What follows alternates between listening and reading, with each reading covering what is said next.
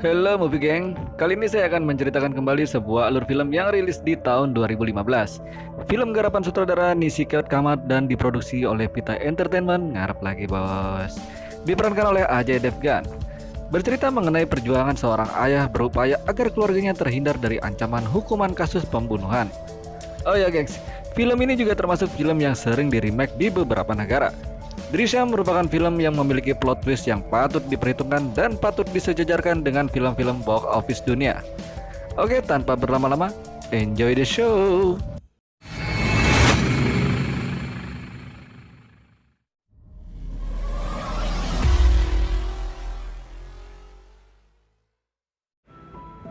Film diawali adegan di mana seorang perwira polisi bernama Satish baru saja dipindah tugaskan. Ketika tiba di kantor barunya, tidak sengaja ia bertemu dengan Vijay yang sedang duduk termenung. FYI gengs, Vijay saat ini sedang cukup dikenal oleh para polisi dan masyarakat pada umumnya. Kok bisa? Begini ceritanya gengs. Diceritakan Vijay adalah seorang pengusaha jasa servis TV kabel yang gemar dan sangat hobi menonton film-film action. Walaupun tidak tamat SD, namun ia dikenal baik dan suka menolong oleh masyarakat sekitar. Suatu ketika saat sedang asik ngopi di warung Pak Martin, ia melihat sepasang orang tua yang sepertinya sedang dilanda kesulitan. Diketahui bahwa pasangan lansia tersebut baru saja mengalami musibah, yaitu anak satu-satunya telah dipenjarakan oleh seorang polisi bernama Gaitonde. Adapun kesalahannya dikarenakan persoalan pinjaman kredit di mana anak tersebut menunggak sebanyak 1 kali angsuran. Dan hanya karena alasan itulah Gaitonde memenjarakannya, selain karena perusahaan peminjaman tersebut adalah milik salah satu kerabatnya. Mendengar hal itu, Vijay pun bersimpatik dan berniat menolongnya. Dengan pengetahuan yang ia dapat dari film-film yang ditontonnya, Vijay menyarankan agar melaporkan hal ini ke pengadilan. Vijay pun membantu dengan merekomendasikan salah satu pengacara kenalannya. Mengetahui Gaitonde sedang menuju warungnya, sang pemilik warung pun yang bernama Martin ini menyuruh pasangan lansia itu segera pergi meninggalkan tempat itu melalui pintu belakang.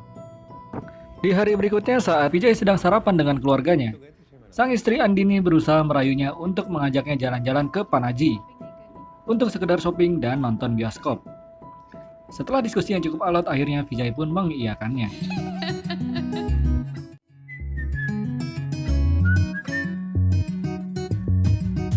अरे क्या रे अफलर की तरह है नक्चरी से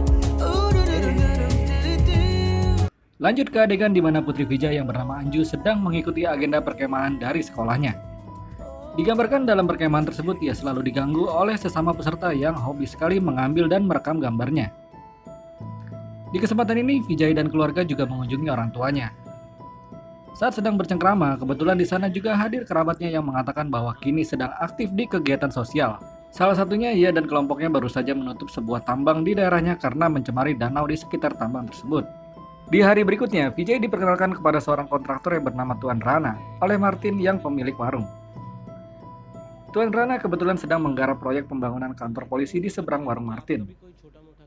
Tidak beberapa lama muncul Gaitonde yang terlihat kesal dan menanyakan kepada Martin siapa yang telah mengajari soal hukum kepada pasangan lansia yang beberapa waktu lalu dicarinya. Tidak puas dengan jawaban dari Martin dan Vijay, Gaitonde pun kembali disindir oleh mereka lantaran selalu makan tapi tidak sekalipun membayar. Gaitonde berdalih bahwa ia sudah banyak membantu Martin.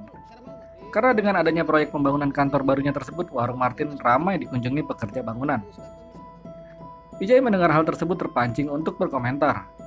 Menurutnya para pekerja makan di warung Martin karena memang cuma warung Martin yang terdekat dari lokasi proyek.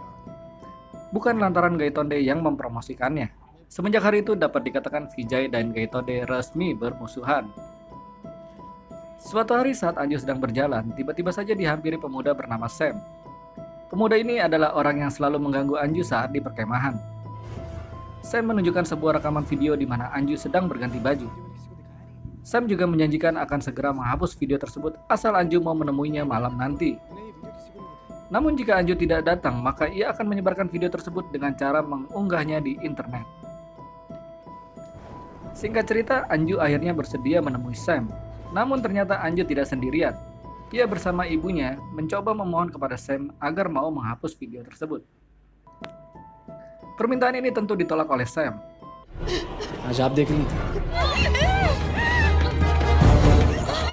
Anju yang dalam posisi siap menyerang Sam tidak dapat menghentikan keinginannya untuk merebut handphone tersebut. Hingga akhirnya insiden itu pun terjadi. Sam dan handphonenya tewas seketika di tempat akibat pukulan benda tumpul yang dilayangkan Anju. Kepanikan pun terjadi. Anju mencoba menghubungi ayahnya namun tidak berhasil. Mereka lalu memutuskan untuk membungkus dan menguburkan mayat Sam di pekarangan rumahnya. Sayangnya peristiwa ini turut disaksikan si kecil Anu. Di pagi harinya, Vijay yang baru saja pulang mendapati lantai rumahnya kotor oleh noda lumpur di mana-mana. Ia pun menuju kamar di mana ia mendapati anak istrinya sedang menangis ketakutan. Setelah mendapatkan penjelasan, Vijay pun mulai berpikir apa yang harus ia lakukan selanjutnya. Vijay memutuskan untuk segera membersihkan TKP di mana Sam terbunuh. Saat Vijay melihat potongan SIM card milik Sam di lantai, ia teringat adegan film yang menggambarkan metode kepolisian yang dapat dengan cepat melacak keberadaan ponsel. Ia pun segera mengamankan SIM card tersebut dan berpamitan kepada istrinya untuk memindahkan mobil milik Sam ke suatu tempat. Vijay juga berusaha menenangkan Anju dan menjamin bahwa tidak ada satupun dari mereka yang akan dipenjara. Adegan berpindah ke tempat di mana Vijay hendak memindahkan mobil milik Sam. Namun suara alarm mobil tersebut seketika memancing perhatian Gaitonde yang kebetulan berada tidak jauh dari lokasi.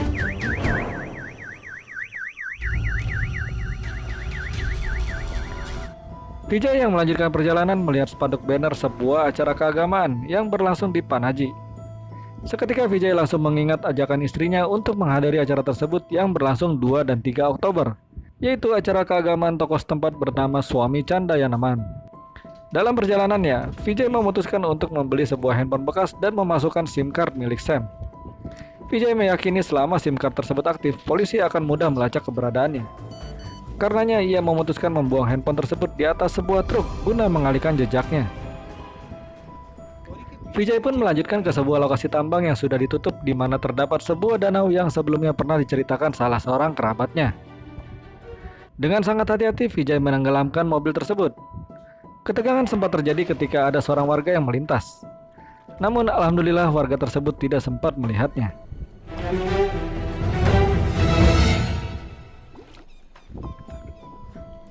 Vijay menuju kantornya dan mengatakan kepada Jose anak buahnya bahwa ia dan keluarga akan libur 2 hari untuk menghadiri sebuah acara keagamaan di Panaji. Ketika tiba di rumahnya, Vijay disambut tangis anak istrinya yang masih merasa trauma atas kejadian tersebut. Nandini juga mengatakan bahwa Sam ternyata adalah putra seorang jenderal polisi di wilayahnya. Inspector General of Police.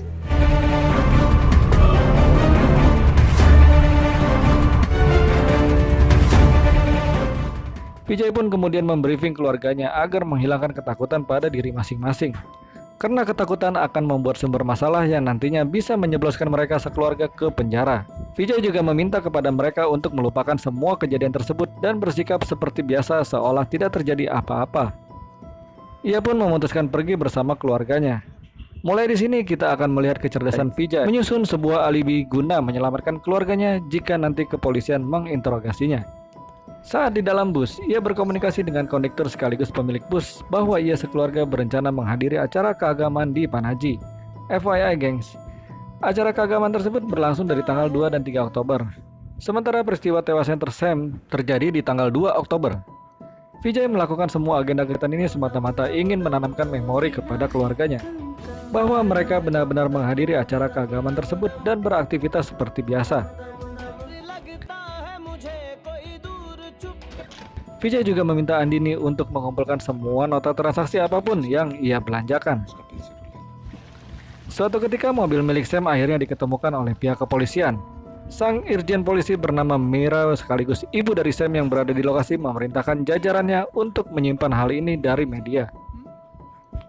Sementara itu di kantor polisi beberapa inspektur dikumpulkan guna menyampaikan hasil penyelidikannya. Mahesh sebagai ayah dari Sam merasa ada kejanggalan dan ada yang tidak beres atas hilangnya Sam. Saat itu juga polisi mengumumkan Sam sebagai orang hilang yang hingga saat ini belum diketemukan. Saat briefing tersebut juga ditunjukkan foto mobil milik Sam yang telah ditemukan lebih dulu. Melihat foto tersebut, Gaetonde langsung teringat beberapa minggu lalu sempat melihat Vijay tengah mengendarai mobil tersebut. Gaetonde pun melaporkan hal tersebut kepada atasannya. Namun hal ini tidak begitu saja dipercaya. Lantaran Gaetonde dan Vijay memang dikenal tidak memiliki hubungan yang baik dan sering bermusuhan. Di rumah, Vijay kembali membriefing semua keluarganya dengan alibi yang telah ia persiapkan. Hal ini kembali dilakukan lantaran Vijay merasa yakin cepat atau lambat polisi akan datang dan menginterogasinya. Vijay juga meyakini saat ini kepolisian tidak memiliki bukti apapun untuk menangkap mereka. Sebagai kepala keluarga, Vijay meyakinkan Andini memastikan menjamin tidak ada satupun di antara mereka yang akan masuk penjara. Sir सिर्फ जान पहचान जैसे कैंप में आए बाकी ओह अच्छा कैंप के बाद Sam Esok harinya pihak kepolisian mendatangi rumah Vijay. Beruntung Vijay datang tepat pada waktunya. Vijay memberitahukan bahwa sebelumnya ia diberitahu putrinya Anju bahwa dirinya telah diwawancara pihak kepolisian di sekolah. Atas dasar itu Vijay pulang lebih awal untuk memastikan bahwa semuanya baik-baik saja. Di dalam rumah, Vijay dan Andini mulai diwawancara atas kasus hilangnya putra dari Irjen Merah. Sang inspektur menjelaskan alasan ia menginterogasi Vijay dikarenakan Anju putrinya sebelumnya telah mengenal Sam di perkemahan. Alasan lainnya adalah bahwa Gaetonde pernah melihat Vijay mengendarai mobil berwarna kuning. Ketegangan sempat terjadi karena Andini menjelaskan kepergiannya sekeluarga sebelum hal itu ditanyakan oleh polisi.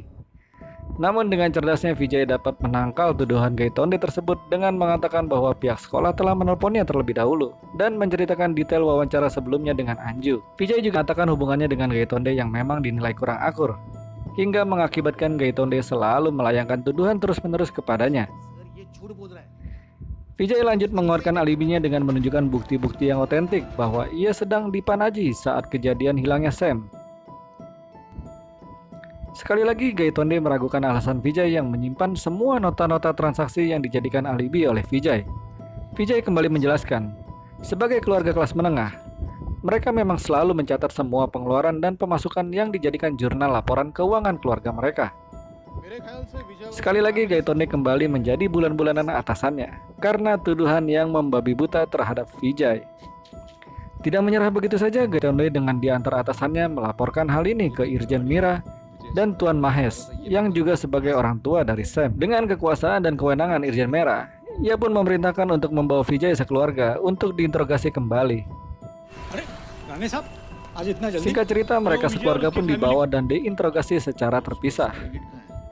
Berita ditangkapnya Vijay sekeluarga tanpa alasan yang jelas membuat para masyarakat sekitar geram dan memaksa untuk masuk ke dalam kantor polisi. Sementara itu, Tuan Mahes tidak sedikit pun meragukan bukti dan kesaksian yang disampaikan Anju dan Anu. Berbanding terbalik dengan istrinya Mera yang justru semakin mencurigai kesaksian mereka. Inspektur Mera pun memutuskan untuk menghadirkan saksi tambahan yang disebutkan Vijay dan keluarganya dalam kesaksiannya. Mulai dari pemilik warung, Jose anak buahnya, pemilik kios, resepsionis hotel, penjaga bioskop, hingga sang pemuka agama Suwani Chandayani. Namun lagi-lagi kesaksian orang-orang tersebut justru semakin menguatkan alibi dan kesaksian Vijay sebelumnya. Bisa meyakini Vijay telah berbohong, walaupun tidak satu bukti pun mengarah padanya.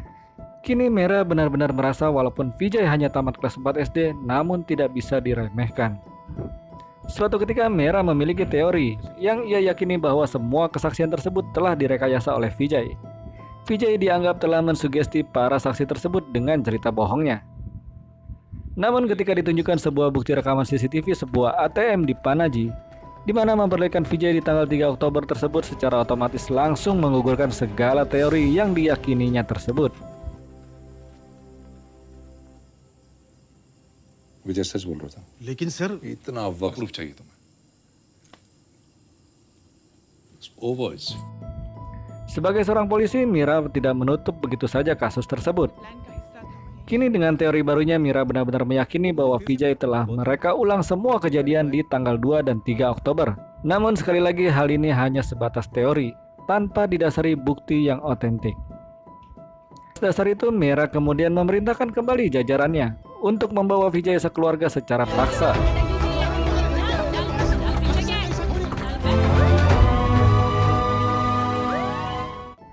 Mira memutuskan untuk kembali menginterogasi Vijay sekeluarga dengan cara kekerasan. सच क्या है बोल देखता हूँ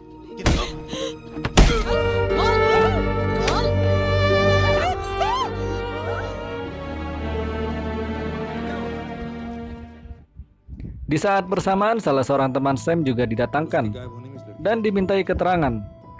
Dari keterangan temannya tersebut diperoleh informasi bahwa saat di perkemahan Sam telah merekam Anju yang sedang mandi dan berniat memeras Anju dengan rekaman tersebut.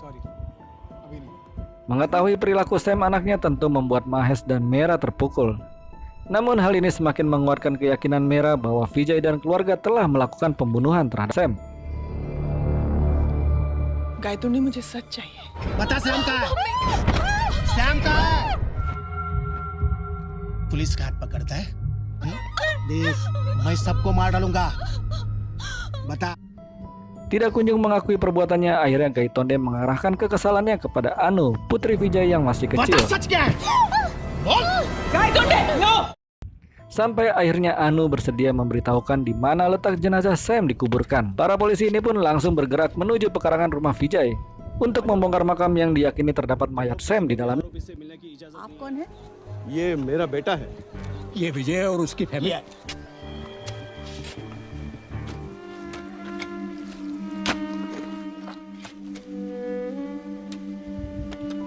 Sampai di sini kita diperlihatkan di mana satu-satunya pertahanan Vijay akhirnya dapat ditembus dan menggugurkan semua perjuangannya selama ini, gengs, untuk melindungi keluarganya.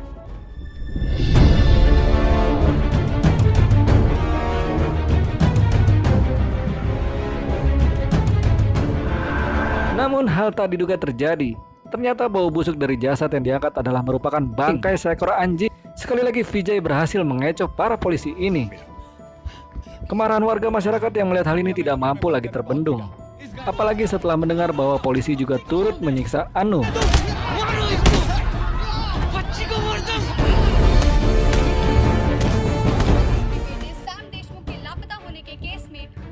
Berita ini dengan cepat menyebar di semua media massa dan televisi, di mana kesewenang-wenangan polisi yang telah melakukan penangkapan dan menyiksa keluarga Vijay tanpa didasari bukti-bukti yang jelas.